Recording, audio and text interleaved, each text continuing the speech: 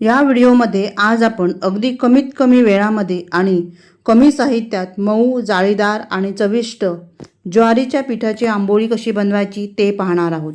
सकाळच्या नाश्त्याला, संध्याकाळचा हलका खाऊ किंवा मग डब्यासाठी ही पौष्टिक आंबोळी उत्तम पर्याय आहे। सोबतच आपण गाजरची चटणी कशी बनवायची ते सुद्धा पाहणार आहोत। चला तर मग वेळ न दवडता रेसिपीला सुरुवात करूया। प्रीती समय रेसिपीजमध्ये आपलं खूप खूप स्वागत आहे। इथे मी 1 वाटी ज्वारीचं पीठ घेतलेलं आहे। वाटी तुम्ही कुठलीही एक सेट करून घेऊ शकता आणि त्याच वाटीने सर्व प्रमाण आपल्याला घ्यायचं आहे। वाटी लहान किंवा मोठी जसं तुम्हाला नाश्ता करायचा आहे त्या हिशोबाने घेऊ शकता।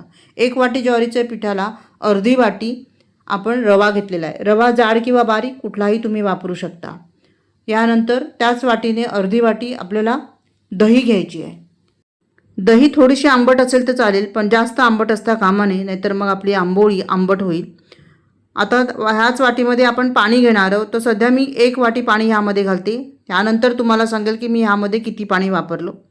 हे सगळं व्यवस्थित मिक्स करून घ्यायचं आणि यानंतर झाकण लावून याला मिक्सरला आपण बारीक वाटून घेऊया। इथे मिक्सरला मी बारीक वाटून घेतलेला आहे आणि एका बाउलमध्ये आपण हे काढून घेऊया। कन्सिस्टन्सी तुम्ही पाहू शकता। अगदी डोशाकरता जे बॅटर असतं तसंच बॅटर आपण इथे तयार केलेलं आहे। आता इतकं बॅटर बनवण्यासाठी मला किती पाणी लागलं हे मी तुम्हाला सांगते। तर याच वाटीने मला 2 वाटी पाणी लागलेलं आहे। बॅटर आपण बाजूला ठेवून देऊया आणि इथे आपण गाजराची चटणी तयार करणार आहोत। त्याकरता 1 चमचा तेल आपण घातलेलं आहे। यामध्येच आपण 2 लसूण पाकळ्या बारीक चिरून घातलेल्या आहेत। 1 चमचा चणा डाळ घेतलेली आहे। 1 चमचा उडदाची डाळ घेतलेली आहे। याला चांगलं परतून घ्यायचं आहे आणि याला खरपूस भाजून घ्यायचं आहे। यामध्येच आता 1 आपण मिरची घातलेली आहे। यानंतर 5-6 कढीपत्त्याची पानं घातलेली आहेत। अर्धा कांदा बारीक चिरून घातलेला आहे आणि हे सगळं व्यवस्थित परतून घ्यायचं तेलामध्ये। यानंतर अर्धा टोमॅटो इथे मी घेतलेला आहे आणि हा टोमॅटो देखील आपल्याला परतून घ्यायचा आहे। टोमॅटो परतून झाला की यामध्ये आपल्याला गाजर घालायचं आहे। तर इथे मी 1 छोटं गाजर घेतलेलं आहे आणि त्याचे तुकडे करून घेतलेले आहेत। थोडीशी कोथिंबीर घातलेली आहे आणि आता गाजराचा कच्चेपणा जाईपर्यंत आपल्याला हे परतून घ्यायचं आहे। परतून झालं की यामध्येच मी ओला नारळ घालणार आहे। तर मी इथे ओला नारळ खोवून घेतलेला आहे। तुम्ही तुकडे घातले तरीसुद्धा चालेल। यानंतर चवीनुसार यामध्ये मीठ घालायचं। हे चांगलं परतून झालं की गॅस बंद करायचा आणि ह्याला आपण थंड करत ठेवूया। तोपर्यंत इथे आपण बॅटर पाहूया। आता हे बॅटर बघा मस्त असं तयार झालेलं आहे। याची कन्सिस्टन्सी व्यवस्थित आहे। आता यामध्ये आपल्याला घालायचं आहे सोडा। तर या अगोदर मी ह्यामध्ये मीठ घातलेला आहे, मात्र तो व्हिडिओ स्किप झालेला आहे। त्यामुळे तुम्ही 1 चिमूटभर मीठ घालून घ्या। पाव चमच्यापेक्षाही कमी मी इथे बेकिंग सोडा घातलेला आहे आणि त्यावर 1 चमचा पाणी घातलेलं आहे आणि हे व्यवस्थित मिक्स करून घ्यायचं आहे। आता ह्याला मस्त अशी जाळी सुटलेली आहे। तुम्हाला दिसत नसेल पण ह्याला हलकीशी जाळी सुटते आणि आपलं हे बॅटर जे आहे त्यात मस्त असं तयार झालेलं आहे। तवा चांगला गरम करून घ्यायचा। नॉनस्टिक तवा आहे त्यामुळे मी ह्याला तेल लावलेलं नाही आहे। मस्त असा पुसून घेतलेला आहे आणि तवा मात्र कडकडीत गरम करून घ्यायचा। यानंतर यावर आपल्याला अशा पद्धतीने पीठ घालायचं आहे।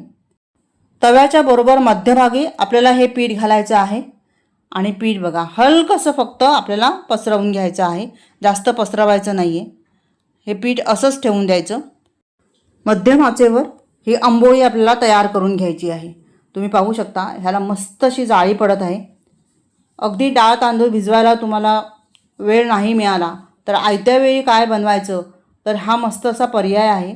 ज्वारीचं पीठ आहे त्यामुळे डायबेटिक लोकांसाठी देखील ही आंबोळी अगदी मस्त असा पर्याय आहे।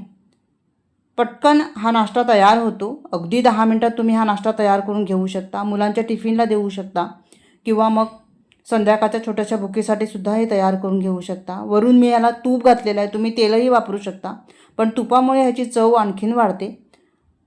तुम्ही पाहू शकता हे आंबोळी किती मस्त झालेली आहे। आता ह्यावर मी झाकण ठेवलं नाही कारण मला तुम्हाला दाखवायचं होतं।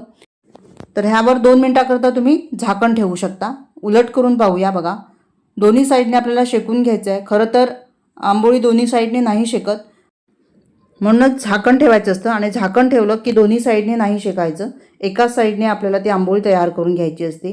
आता ही आंबोळी आपली मस्त अशी तयार झालेली आहे आणि तुम्ही पाहू शकता किती मस्त जाळीदार अशी ही आंबोळी तयार झालेली आहे. याच पद्धतीने आपण एक दुसरी आंबोळी तयार करून पाहूया. तवा मात्र चांगला पुसून घ्यायचा आहे आणि यानंतर तव्याच्या मध्यभागी मस्त असं पीठ घालायचं आहे. तवा चांगला कडकडीत गरम होऊ द्यायचा आहे, तेव्हाच त्याला जाळी सुटते. बघा मस्त अशी याला जाळी सुटणार आहे. तर अगदी झटपट बनणारी रेसिपी आहे, पौष्टिक आहे. तुम्ही ह्याला चटणीसोबत खाऊ शकता. मस्त अशी आपण आज गाजराची चटणी बनवणार आहोत, रोजच्या चटणीपेक्षा थोडीशी वेगळी. वरून मस्त असं तूप घालायचं आणि 10 मिनिटात आपला हा नाश्ता तयार होतो. फक्त मिक्सरच्या भांड्यामध्ये सर्व जिन्नस घालायची. साहित्यही आपण कमी वापरलेलं आहे आणि मिक्सरला फिरवून काढायचं की लगेचच तुमचा हा नाश्ता तयार आहे. चला तर मग अशा पद्धतीने आपण सर्व आंबोळी तयार करून घेणार आहोत. तर इथे ही आपली दुसरी आंबोळी तयार झालेली आहे. तुम्ही पाहू शकता, बघूनच तोंडाला पाणी सुटेल अशा ह्या आंबोळ्या तयार झालेल्या आहेत. मस्त. आता चटणी तयार करून घेऊ. आता हे थंड झालेलं आहे, याला मिक्सरमध्ये फक्त आपल्याला वाटून घ्यायचं आहे. पाणी वगैरे घालायचं नाही किंवा 1-2 चमचा पाणी घातलं तर ठीक आहे. इथे मी याला वाटून घेतलेलं आहे आणि ही गाजराची चटणीसुद्धा अप्रतिम लागते. आजचा नाश्ता आपला मस्त असा तयार झालेला आहे. आंबोळी बघा किती मस्त अशी एकदम सॉफ्ट आहे आणि दिवसभर अशीच सॉफ्ट राहते. ही आंबोळी पौष्टिक तर आहेत पण पचायला पण हलकी आहे, त्यामुळे लहानांपासून मोठ्यांपर्यंत सगळेच जण आवडीने खातील अशी मस्त आंबोळी ही तयार होते. रेसिपी आवडली तर व्हिडिओला लाईक करा आणि चॅनलला सबस्क्राईब करायला मात्र विसरू नका. पुन्हा भेटूया अशाच एका छान नवीन रेसिपीसह. धन्यवाद. Bye bye.